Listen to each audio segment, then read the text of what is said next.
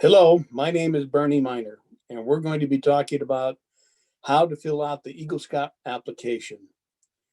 Now, if we look at it, we know it seems to be simple, but I want to give you some tips that might be useful not only to you as a Scoutmaster in your troop, but to the Eagle candidate himself, and also hopefully will help the border review during the Eagle Scouts border review. I'm using the 2020 version of the Eagle Scout application, which is the latest version that I found online. So if you want to pull a copy of that and follow along, you certainly can. You can stop this, download a copy, and then jump back on. So if you look at the front page of the application, in the top right-hand corner, there's information that is filled out by the consul, and the scout does not need to be concerned about it. The next line, it calls for the full legal name of the candidate in those blocks. And the only reason I point this out and make an example of it is whatever is printed in that box is how the Eagle Scouts certificate is going to be provided. So I've had scouts, at least one, who wanted to put his nickname in there as opposed to his given name. I talked him out of that because 20 years down the road, that nickname may not be appreciated by everybody. So next to the name is male, female. That, of course, is just a box that needs to be checked. And then, of course, as you go down, there's street information as far as where he lives, what his phone number is, email address, troop, crew, etc., where the unit's located. Okay. Then on the right side of the page, there's a section there which you are to give dates. Only give the dates that are applicable, obviously. Date that you joined Scouts BSA, Scouts that you became last Scout, and the date you became a Star Scout. Now, that date's a very important date, and we'll get back to that a little bit later. Then it asks if you were a Cub Scout, a Weebo Scout, did you earn the Arrow of Light, and had you completed the 5th grade upon joining? Those are simply yes or no answers. No issue there. The next section talks about age requirement eligibility. And I won't go into detail and read this word for word. Basically, you get partway down, and of course, it says that all requirements to become an Eagle must have completed by the young man's 18th birthday. And then it goes on to say that after the 18th birthday, 3 months out, the Eagle Border Review can be conducted with no additional requirements. If for some reason there's a delay and it goes beyond 3 months, 3 to 6 months, then the application has to go to the consul with the letter explaining why there was a delay beyond the 3 months, and then your consul executive must sign off on it and allow the Eagle Board to go forward. If the Eagle Board for some reason doesn't get completed within 6 months of the 18th birthday, then the scout or the scoutmaster sending through consul must then solicit the national office, providing a letter explaining why it took longer than 6 months, and then the national consul will allow the board to go forward. At that point, everything's working and things can go forward. So next you'll see their date there for the date of birth of the scout. No big deal there, it shouldn't be. And then the date of the life board of review. And this one becomes important too, because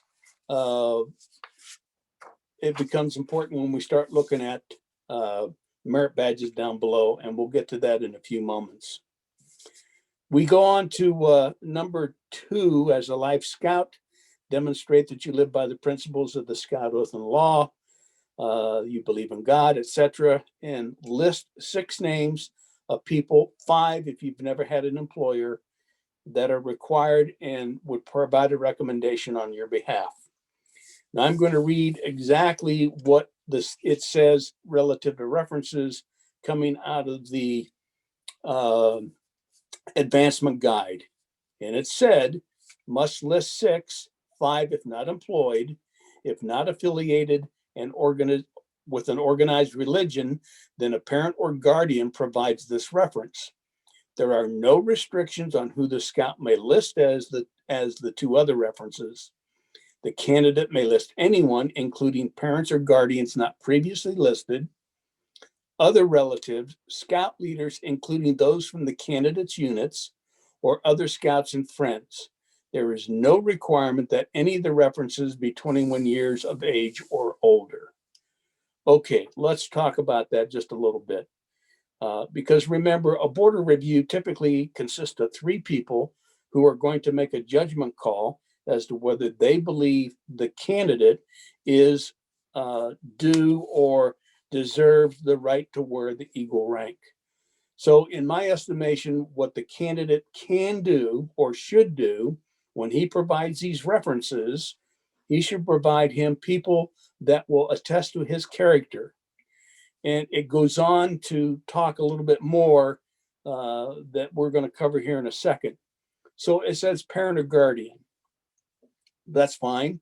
I've never seen a parent that didn't give his son a good recommendation, although they might included the letter that, I wish he'd clean his room a little bit more often. But beyond that, everything's okay. Religious, okay, it does say if there is no religious affiliation that a parent or guardian can provide that letter. And that's all well and good. Suggestion, if your troop or unit is associated with a religious organization, let's just say the Methodist Church. In my case, where we were associated with the Methodist Church, we had scouts who were not participating in a religion, did not practice a religion, but had a belief in God.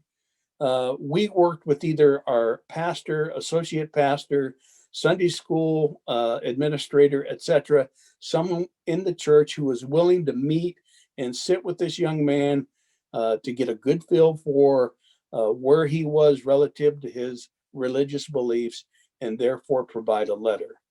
Quite honestly, the letter from mom and dad works just like it says in the guide. However, if another letter could be provided, that would be great. Educational, my only recommendation there is it should be some educational person, a teacher and instructor who is relevant. And I mean relevant in that it's current. It's somebody that the young man currently is associated with within the last 2 to 3 years, as opposed to saying a relationship with a second grade teacher, which was, 8, 9 years ago, probably a very nice person, not saying anything about that, but how relevant is it that they could give you information relative to this young man that current teachers might be able to offer? Employer, if any, that's fine. If dad runs a business, he's certainly available to write a letter on his son's behalf. Mom can do the one above for parent or guardian. 2 other references. What I read to you said that there's no limitation on who it could be. It could be leaders from the young man's unit. It could be relatives. I've recommended, quite honestly, when I've counseled Eagle Scout candidates, to kind of stay away from that. We know what your unit thinks of you, that you're in front of a board already, that it's just going to repeat what we already know, that your unit is supporting your application. So that's why I would stay away from that. I would stay away from relatives. In my example there is, did you ever hear of a grandmother that would not write a reference letter to his grandson or granddaughter that wouldn't make them the best thing since sliced bread? Probably not. So that's why when we get references, go outside the box, find people that have known you all your life, neighbors, etc.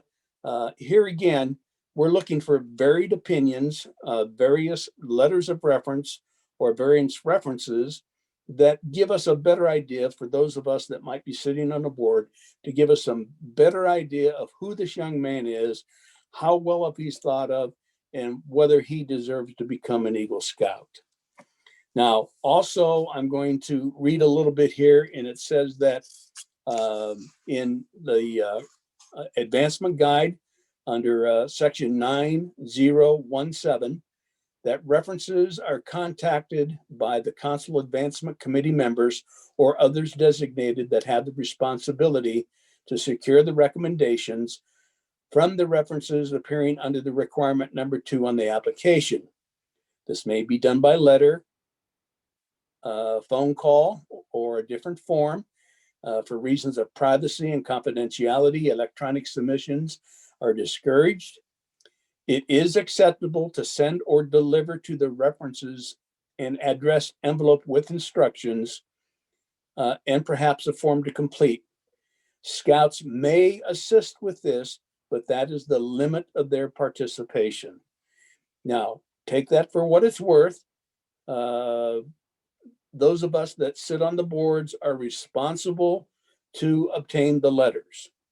So if we assist the scout and provide them with letters, with self-addressed envelopes, etc., then the scout can assist us by contacting the references and at least giving them the letters, letting them know what it's all about so that they can be involved in the process. It's up to us then on the committee to follow up. The letters are never to be sent to the young man. The letter should always be sent to either the committee chairman or the scoutmaster, or they should be submitted directly to the Eagle Board chair or someone else who is authorized to receive those letters. So, and the scout's not responsible for any follow-up.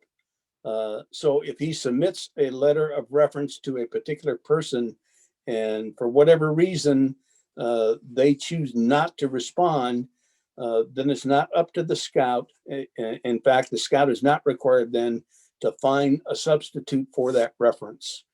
In the BSA advancement requirements, this is the only time where references are needed, and how they are contacted and reviewed, that's up to the consul. In our case, in the Buckeye Consul, they push that delegation down to districts, and that's where our Eagle boards are typically handled. So that's my recommendations relative to references and how you might handle that. The next sections, we deal with the merit badges. And I noted above that where we gave the date of the star rank and the date of the life rank. When I sit down with an application for the first time, one of the first things I do is go to this section 3 where the merit badges are listed. And I need to find 4 merit badges that were earned prior to the rank of the Star Scout. Then I need to find 3 more that are prior to the rank of Life Scout. And that way I know that he has earned merit badges properly as far as when they were earned in the sequence that were required for the rank. Now, you'll notice that in several areas, particularly number 7, where it's emergency preparedness or life-saving. In number 8, it's environmental science or sustainability. And number 10, it's swimming, hiking, and cycling. So the scout for the other ranks, the life rank or the star rank, could earn, say, for instance, swimming, hiking, and cycling, and count that toward the rank advancement for star or for life, all 3 of those. However, for the Eagle rank, only one of those may be listed under the merit badge section. So I'm going to say, for instance, he earned swimming, which means the scout would cross off hiking and cycling. Although for the electives, he can list those merit badges there so that they're not lost, so to speak. A total of 21 merit badges are required. 13 of those are now required Eagle badges, and then the rest are then the electives that he may put in there in any way, shape, or form. You move on then to page 2, and at the top of the page is simply another place for the scout to put his name across there. So for some reason, if it's not a double-sided page, if it gets separated, at least we know where it goes back to.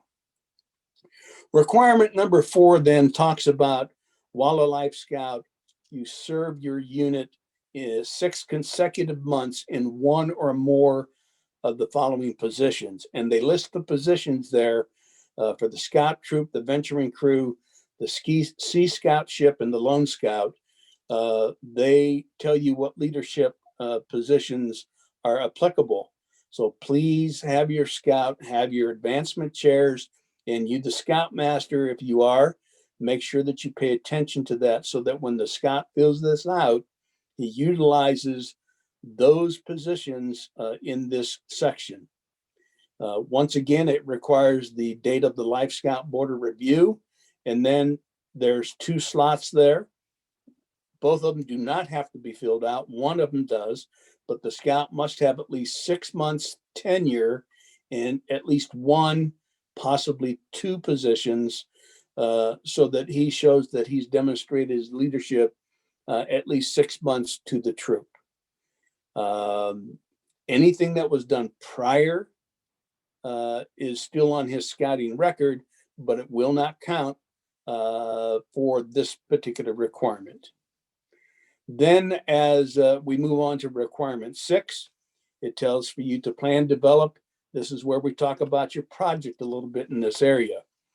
So it requires the project name, total number of hours that were utilized, and then it asks you to give you the date when the project was finished. And then we move down to requirement 6, and that's a Life Scout participates in a unit leader conference. That's with the Scoutmaster typically, and it gives you the date the conference was held. There's also then a certification by the applicant, and it says that he's completed these of his own accord, and they were completed by his 18th birthday. He also is to prepare for the board of review and attached to his Eagle Scout rank application a statement of your life ambitions and your life's purpose, and a listing of positions held in your religious institution, school, camp, community, or other organizations during which you demonstrated leadership skills, including honors and awards received during the service. My recommendations there to the scout is to be precise, be definitive. When you're telling me what your life ambitions are and what your life purpose may be, please be specific. For instance, I want to graduate from high school. Okay, don't know where you're listening to this from, but in the state of Ohio, unless you drop out of school, that's pretty much a given. You're going to graduate high school. Okay, what do you want to do beyond high school? That's what we're looking for. Where are you going to go? What are you going to do? How are you going to get there? Okay, so who, what, when, why, and how. When you put this down in paper, tell us how you came to those decisions.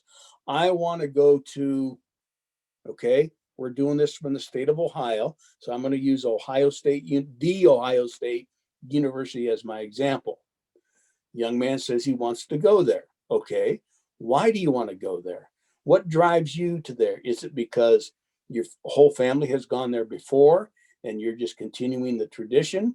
Or is there a specific major that is offered there that you want to go and study, and that will become your vacation, your vocation for what you want to do with the rest of your life?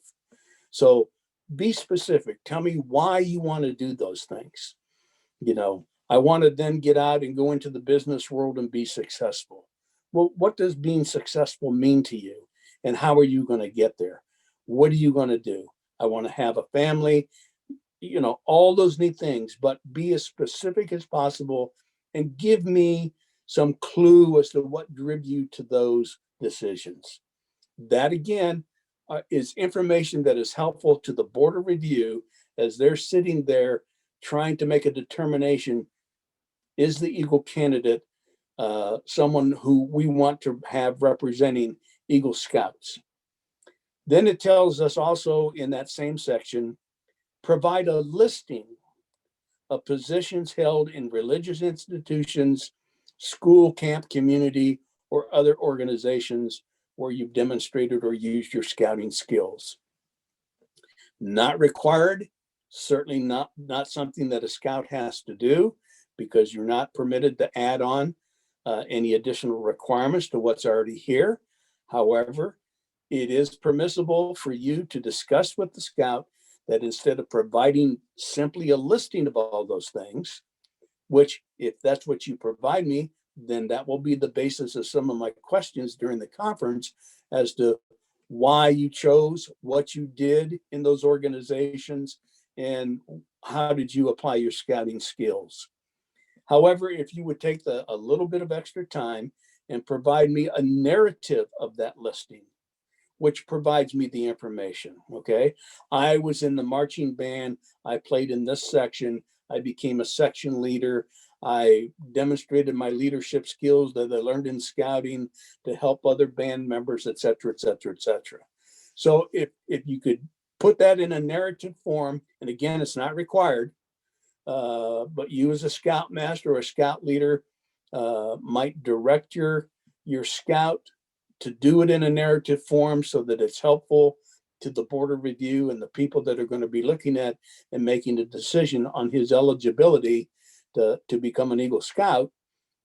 Again, I think that is permissible, not required. And if he doesn't do it, you certainly can't penalize him for it. Then we come to the signature of the applicant. He provides a telephone number and he provides a date. And then there's unit approval signatures. One comes from his scoutmaster. The next comes from his committee chair. Then this goes on to the local council for verification. Now, let's talk about the instance where either the committee chair or the scoutmaster will not sign. And that's happened, and more often than not, we don't like to see it. My suggestion, quite frankly, folks, is hopefully that if you have a problem with your scout as far as scout spirit, leadership, or anything else that you might have difficulty with, these are the things that you should be working with that particular young man prior to his getting this far. In fairness to him, in fairness to you, in fairness to the process. Why would you wait to the last minute to object to something which knew was going to be an issue? There is an appeals process, and I don't want to spend a whole lot of time to it, but basically, again, dealing with the Buckeye Council, if we are in a situation where either the scoutmaster or the committee chair refused to sign the application, the parent or the scout can submit his Eagle application with a letter explaining the circumstances to the district board, and we will take a look at it and then do our due diligence with the scoutmaster or the committee chair. Is there a way for us to work through this, or is this a dead issue with them?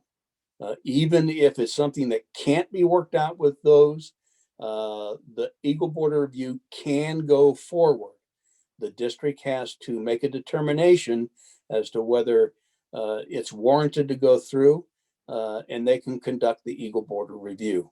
Remember, there's only one Eagle Board of Review. Now, typically at the Eagle Board of Review, it has to be 3 members. It can be up to 6. They all have to be at least 21 years of age or older. They do not have to be registered scouters. However, it is important that they understand what an Eagle Scout is and how important it could be to that young man, as well as to the Eagles that are already Eagles. If for some reason the district determines that they're not going to sign off on the application, the young man still has a right then to submit the application along with a letter appealing that decision to the consul. The consul then will convene its own board, and they will do its due diligence. They will talk to everybody. They will conduct interviews. They will discuss what the potential is, and they will make a determination as to whether they think the young man should or should not become an Eagle. And again, if that doesn't work for the young man, he does have one final right of appeal, and that is directly to the national. He writes a letter, directs to the national, directs it through the consul. The consul executive then adds his endorsement and sends it forward. And national then needs to make a decision as to whether the scout should or should not become an Eagle. So with all that done, there is due course for the scout to work and go forward, even if there is issues at the troop, district, or consul level. So with all that said, let's assume that everything is copacetic, everything is working. We've gotten beyond the consul verification. Down at requirement number 7, the signature of the Eagle Board of Review chair signs it. If there's a board of 3, all 3 of us can sign it. They date it. They send the information back to the office. And from there, the scout executive signs it and sends it forward to the national consul. At that point, the young man's done everything he can do. It's up to the national conference. And typically within 4 to 6 weeks, his certificate and other things will come back to him through the consul. They will notify him that he is an Eagle Scout. However, the date of the board of review is the official date that the young man became an Eagle Scout.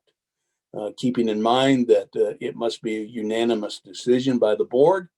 And once that's done, everything is fine. At the bottom of the page, I would encourage the scout to look at the National Eagle Scout Association and what it might mean to him. And again, at the end of the day, it's our job as scout leaders. One of our more important duties is to assist and advise young men and women to earn the rank of Eagle Scout. So filling out this application in the manner and form of which we've discussed here, I think is the best way to approach it. Certainly there might be some different voices of opinion on certain items, and that's all well and good. Certainly, but I hope that what I have provided for you here today is of some value and will help you as you work with your scouts in getting this application filled out so that we as a board can sit down, have a conversation with them, and proceed accordingly. So hopefully we've given you some pointers today that'll be helpful. Indeed, if you have any questions, comments, or concerns, you can certainly submit those to us. My contact information is provided online prior to your seeing this course, and I'll be certainly happy to discuss anything with you that you might want to discuss. So thank you for taking your time. Thank you for being a part of BPI, and I hope you enjoy the rest of our course offerings. Thank you and have a good day.